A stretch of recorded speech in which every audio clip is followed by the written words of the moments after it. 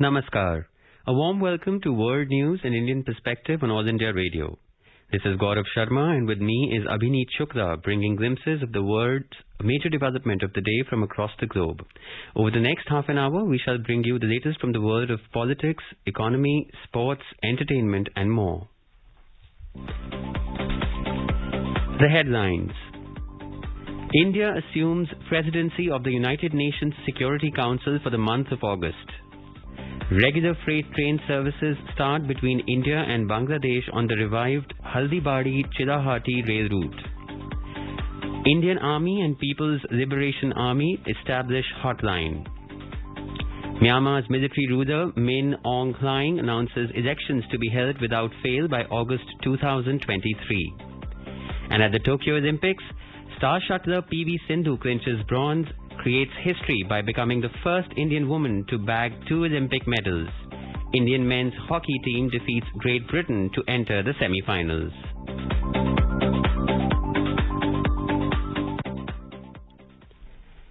As the nationwide free COVID-19 vaccination campaign at government facilities for those above 18 years is underway, we advise our young listeners to get vaccinated and help others get vaccinated.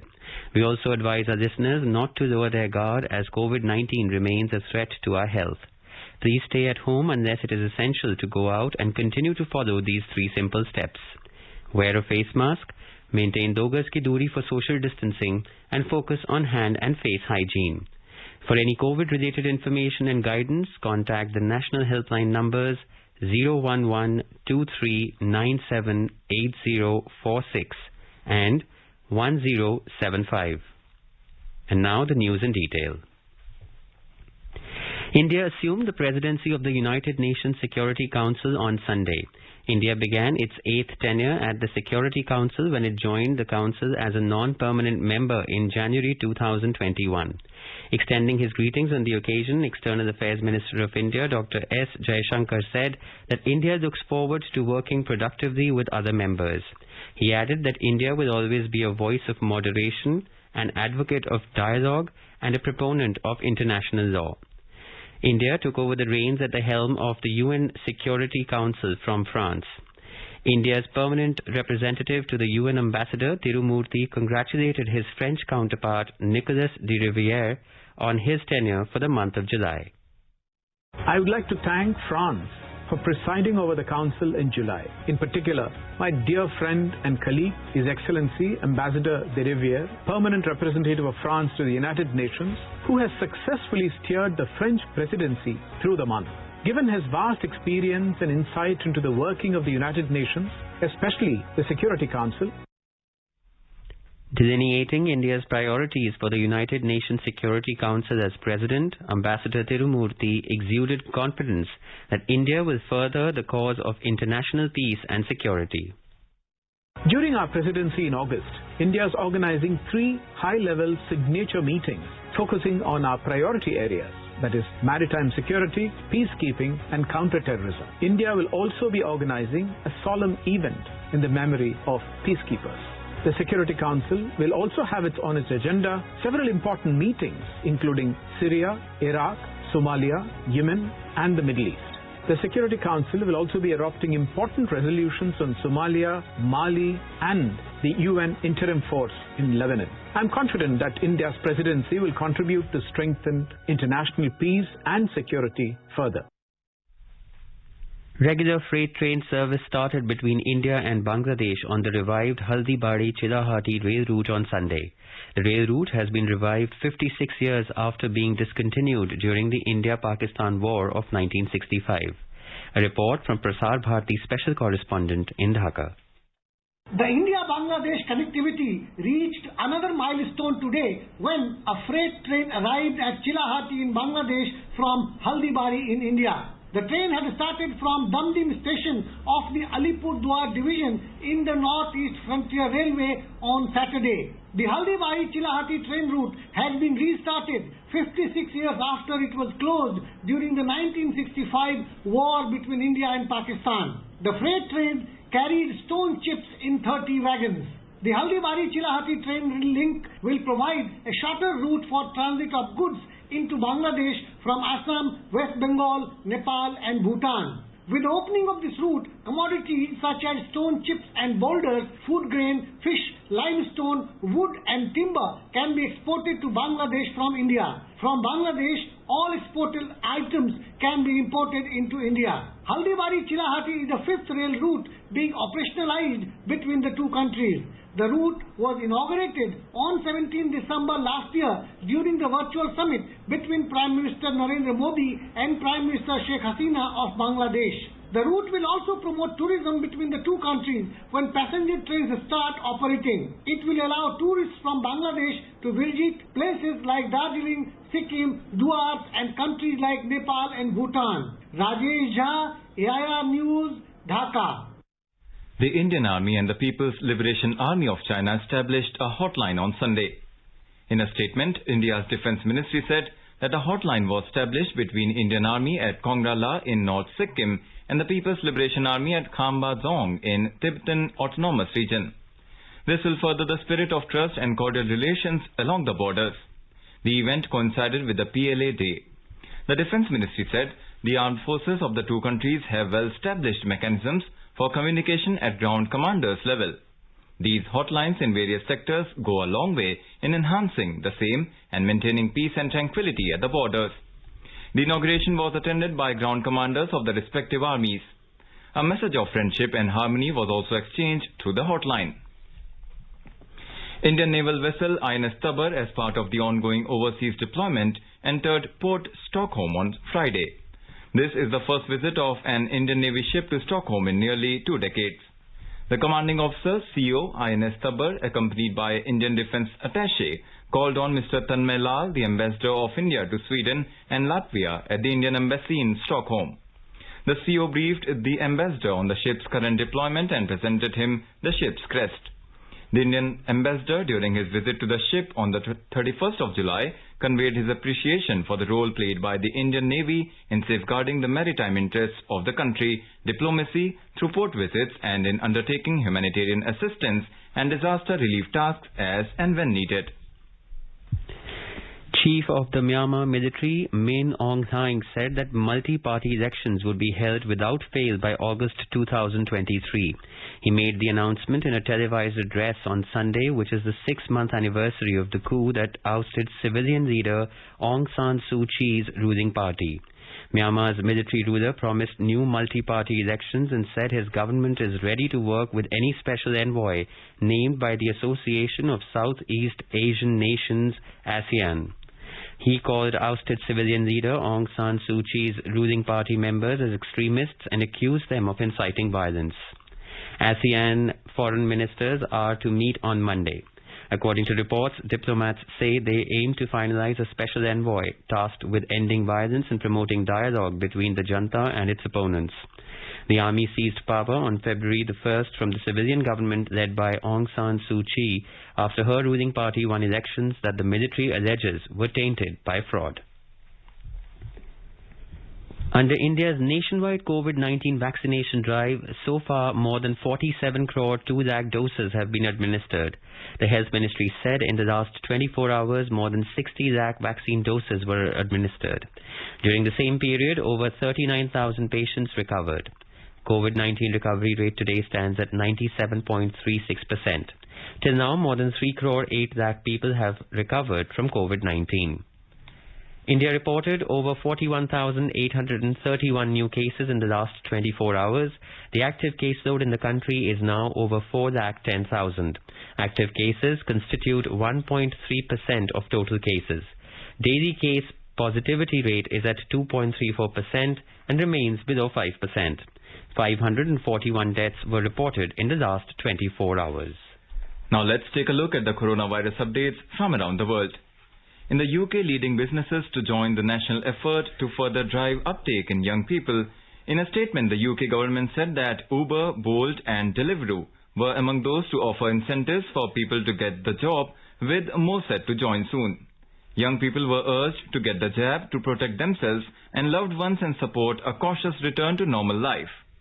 Japanese government has declared a state of emergency in 6 areas, including the capital city of Tokyo, after seeing a record spike in coronavirus cases. The emergency measures will be applicable to the 31st of August in Tokyo, Saitama, Chiba, Kanagawa, Osaka and Okinawa prefectures. Japanese government has requested the people to refrain from going out or traveling for non-essential, non-urgent reasons and to be as careful and restrained as possible regarding returning to their hometowns during the summer and other travel. The government further announced that it will now focus on administering vaccines to people in the younger generation.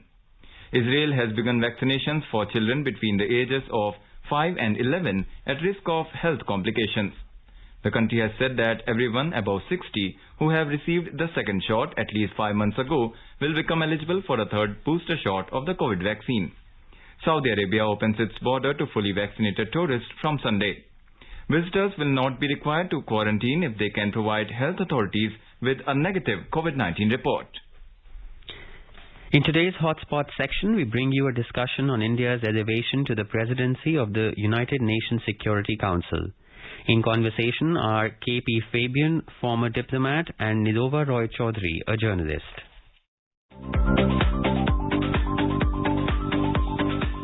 India has been elected for a 2-year tenure as a non-permanent member of the United Nations Security Council in January 2021, with the world in the grip of the deadly COVID-19 pandemic. For this 1 month, it has a packed agenda of issues on which it would like to work, probably the most critical of which is pushing for a negotiated peace settlement in Afghanistan. There are also a host of other important issues on the UNSC agenda. Ambassador KP Fabian, why it is important for India to lead the world's highest collective decision-making body at this point of time? You know, it's a happy coincidence that India assumes the presidency in the month of its independence. Of course, India has been president earlier also. We have been on the Security Council from 1950-51 onwards, as many as 8 times. But what is important and what has been important in regard to India's presence at the Security Council is that India has endeavored to impart some balance. Balance because, you know, the P5, as you know, are not always united. They have their interests. And there is also the veto power. Veto, which means I forbid. So that makes it difficult for the Security Council at times to act. But even when they act, the P5 try to push their own particular interests. That is one matter. Second is that the non-P5, they need to have a good sort of spokesperson for them, can articulate matters, who can engage in, with considerable patience, engage in drafting and all that. So India provides a bridge. So what emerges is something more focused, more forward-looking, and also, this is very important, sensitive to the situation on the ground.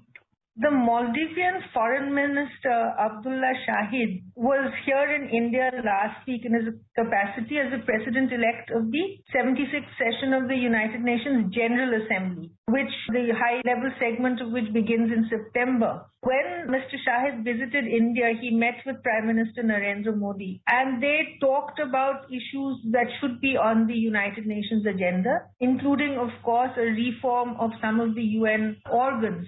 Now, I understand and I know that the reform is not a part of the UN Security Council mandate.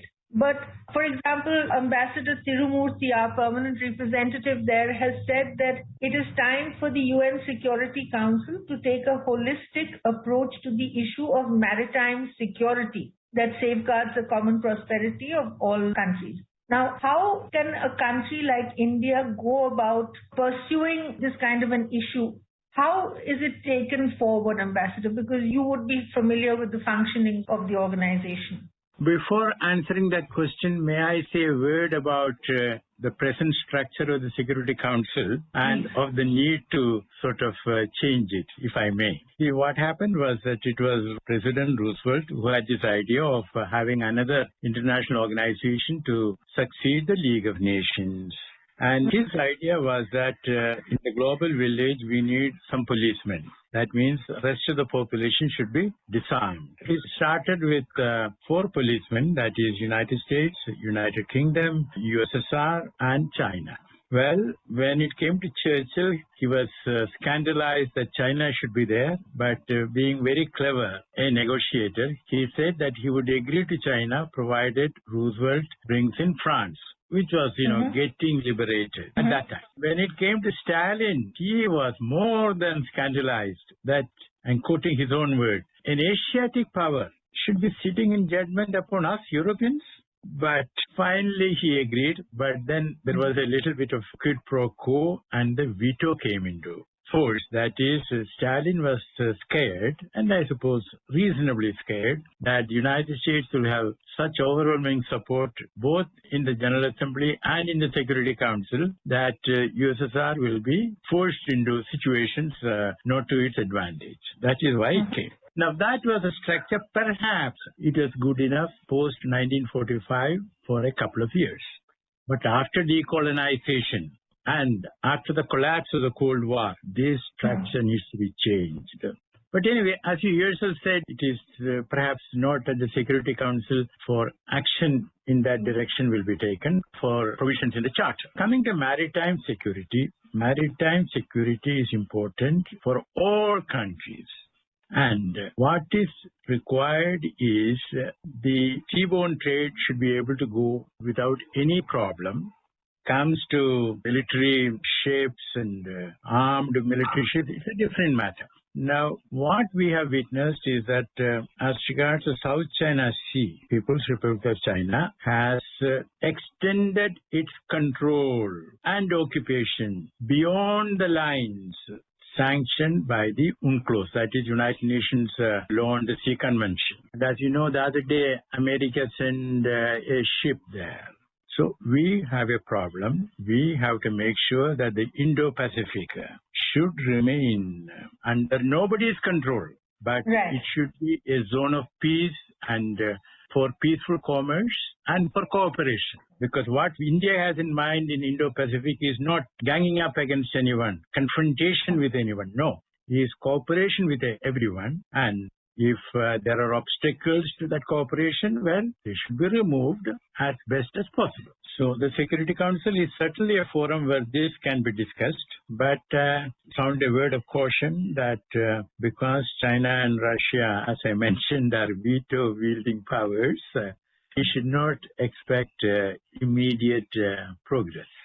Ambassador Tirumurti has also spoken of saving Africa from sanctions, for example. That is the other thing that dominates the Security Council at this point. What exactly, for example, in West Asia and the Middle East, we have leveraged our strong and historical links to convey our views on Palestine, Yemen, Syria, Lebanon, and Iraq. Now, there are tensions and conflicts in all of these countries that he's mentioned. What exactly, according to you, Ambassador, should India try and push for on this particular agenda? As regards Africa, India and Kenya voted against a resolution for continuing the sanctions on South Sudan just 2 days ago, 3 days ago. Only India and Kenya. So let me put it this way, that there is a tendency on the part of the international community led by the West and at times not resisted by the non-West among the P5 to use sanctions as a remedy for everything. You impose sanctions and you expect things to sort of fall in place. And if they don't fall in place, what do? You continue with the sanctions. Something is wrong with this sanctions-obsessed approach. As you know, in the case of Iraq, how many hundreds of thousands of Iraqis suffered because of sanctions, because somebody was looking for weapons of mass destruction, which ultimately were not there. So sanctions have been misused or abused.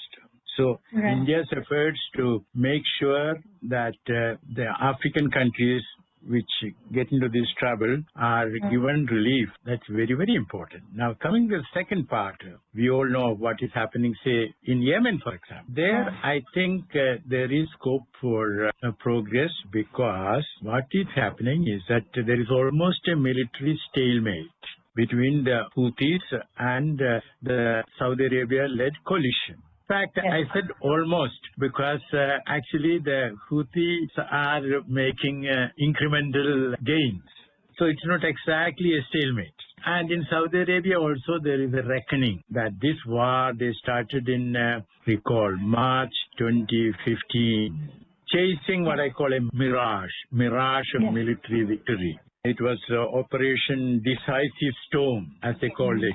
So I think it should be possible for clever diplomacy to find a set of words acceptable to both the Houthis and Saudi Arabia to have some sort of ceasefire. Of course, Iran comes in there because Iran supports the Houthis, not so much by way of arms, but morally and otherwise. So unless there is a little bit of move towards rapprochement between Iran and Saudi Arabia, and I choose my words very carefully, a move, not final completion. Unless there is a move towards rapprochement, we will not get a ceasefire in Yemen. So that is important. The other day, the Syrian forces under Bashar al-Assad, they have started bombing, and about 40,000, more than that, people are in danger. There, of course, Russia is very difficult. They wanted only one line for humanitarian, only one corridor and all that. There again, something should be possible to make progress. Then what else is happening in that area? West Asia? Palestine, West Asia. Palestine. It's like this. We have a new government in Israel, and I think it was necessary to have a new government because he was conducting policy with a huge accent on personal survival. So the national interest gets conflated with individual interest. And as we know, the Arab or the Palestine political parties supporting from outside the government. But I do not expect any move towards settlement and all that. But what we can hope to expect is in regard to new settlements and things like that, in regard to the treatment of Palestinians and all that, there could be some progress. But then, as we know, the Palestinians themselves are deeply divided. Thank you very much indeed, Ambassador Fabian. Thank you so much.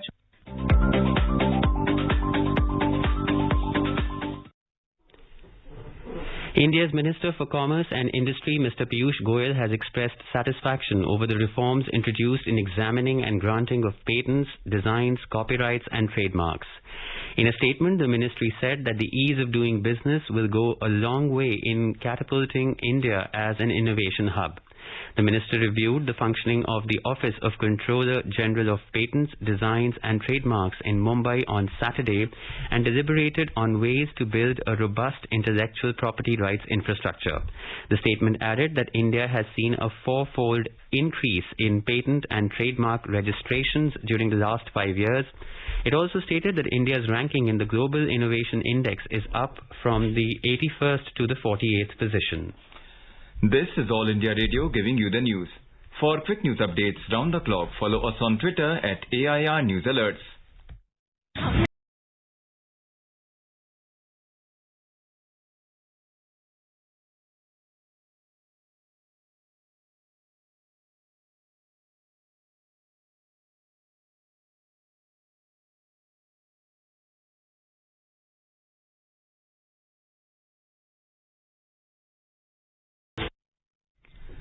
Moving on to sports, star Indian shuttler PV Sindhu created history by becoming the first Indian woman to win 2 consecutive individual Olympic medals. Sindhu defeated He Bingjiao of China in state games in women's singles category to clinch the bronze medal at the Tokyo Olympics. She's done it. Pusala Venkata Sindhu, her second Olympic medal in the women's singles. A bronze medal in Tokyo 2020. She had won silver at the Rio Olympics in 2016 after losing to Spain's Carolina Marin in the final. Sindhu dominated Bingjiao's 21-13, 21-15 in the bronze medal match as she shook off the disappointment of losing the semi-final to Chinese Taipei's Tai Zhu Ying. President Ramnath Kovind has congratulated ace shuttler PV Sindhu for winning the bronze medal and bringing glory to India. In a tweet, Mr. Kovind said she has set a new yardstick of consistency, dedication and excellence. Prime Minister Narendra Modi has also congratulated Sindhu. In a tweet, Mr. Modi expressed elation at the stellar performance of PV Sindhu. The Prime Minister said she is India's pride and one of India's most outstanding Olympians. Youth Affairs and Sports Minister Anurag Thakur said that India is proud of PV Sindhu. Shuttler Chen Yufei of China bagged the gold medal after defeating Tai Tzu-Ying 21-18, 19-21, 21-18 in the women's singles final. Tai Tzu-Ying settled for the silver medal. Wrestler Sushil Kumar is the only other Indian athlete to win 2 individual medals at the Olympic Games. Indian men's hockey team has scripted another history by storming into the Olympic semi-finals. Last time India secured a semi-final berth was in the Munich Olympics in 1972. The Indian team defeated Great Britain 3-1 in a quarter-final match on Sunday. Dilpreet Singh, Gurjant Singh and Hardik Singh scored goals for India. In the semi-finals, India will take on Belgium. India has secured second place in Pool A by winning 4 out of 5 matches. Earlier in the day, Indian boxer Satish Kumar lost to Bakhode Jalolov of Uzbekistan in the quarter-final of men's super heavy category. In discus throw on Saturday, Kamalpreet Kaur with a throw of 64 meters stood second among 31 others to book a final berth through automatic qualification. American Valerie Allman with a throw of 66.42 meters stood at the top position. Kamalpreet will be in action on Monday in the final of women's discus throw event at 4:30 p.m. Defending champion Elaine Thompson-Herah led home a Jamaican clean sweep in the women's 100 meters final, posting an amazing 10.61 seconds to become the second fastest woman in history at the Tokyo Olympic Stadium yesterday. Her compatriot Shelly Ann Fraser-Price, who had been seeking a third gold in the event, took silver in 10.74 with Sharika Jackson in third spot with 10.76. And now let us take a look at the major developments around the world as reported in the foreign press. The Washington Post writes that Florida reported 21,683 new coronavirus cases on Friday, the state's highest one-day total since the start of a pandemic. Sputnik News reports that Israeli Prime Minister Bennett claims evidence that Iran is behind attack on oil tanker Mercer Street. The Wall Street Journal reports that Lamont Marcel became the first Italian man to win an Olympic medal in the 100 meters sprint event. South China Morning Post writes that Tokyo Olympic Games successes rekindle Hong Kong's pride in identity. And the Himalayan Times reports that President appoints Lieutenant General Sharma as the acting chief of the Army Staff. A quick look at the headlines once again. India assumes presidency of the United Nations Security Council for the month of August. Regular freight train service starts between India and Bangladesh on the revived Haldibari-Chilahati rail route. Indian Army and People's Liberation Army establish hotline. Myanmar's military ruler Min Aung Hlaing announces elections to be held without fail by August 2023. And at the Tokyo Olympics, star shuttler PV Sindhu clinches bronze, creates history by becoming the first Indian woman to bag 2 Olympic medals. Indian men's hockey team defeats Great Britain to enter the semi-finals. India is celebrating the 151st birth anniversary of Mahatma Gandhi. Before we end, let us listen to his favorite bhajan, Vaishnav Jan, by artists from Switzerland on their National Day.